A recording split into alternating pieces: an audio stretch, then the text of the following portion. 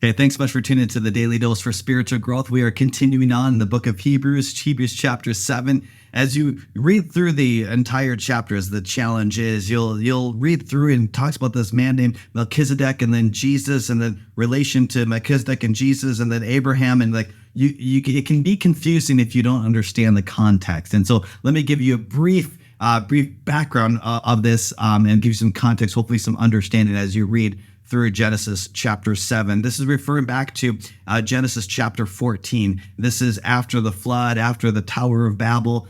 God calls Abram and his wife Sarai to go off, and they go off in the promise, and there's several things going on there. Then it gets to Genesis chapter 14, and Abraham is traveling, and then meets a man named Melchizedek, and actually gives him a tenth, a tithe. And with that, Melchizedek actually prays a blessing over Abraham, symbolizing that Melchizedek is greater than Abraham. Now, commentators, theologians really believe that because Melchizedek is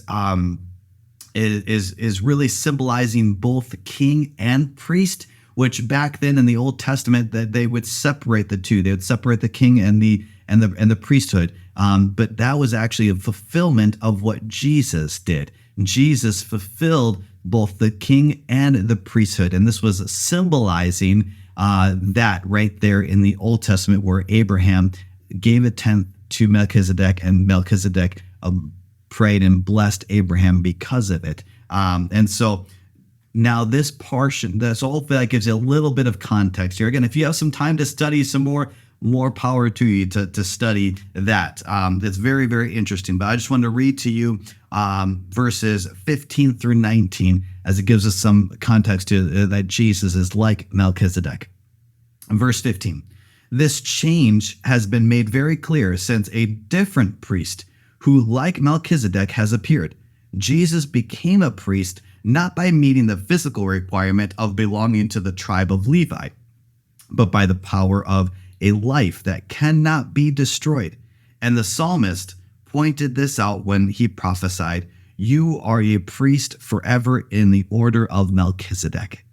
Yes, the old requirement about the priesthood was set aside because it was weak and useless, for the law never made anything perfect. But now we have confidence in our very better hope, through which we draw near to God. And what is that confident hope? That is Jesus. And we'll talk a little bit more about that on Thursday and on Friday, between the old covenant and the new covenant. What Jesus fulfilled when he came here on this earth, when he died a criminal's death, even while living a perfect life. What was the purpose of that? And now what do we have access to?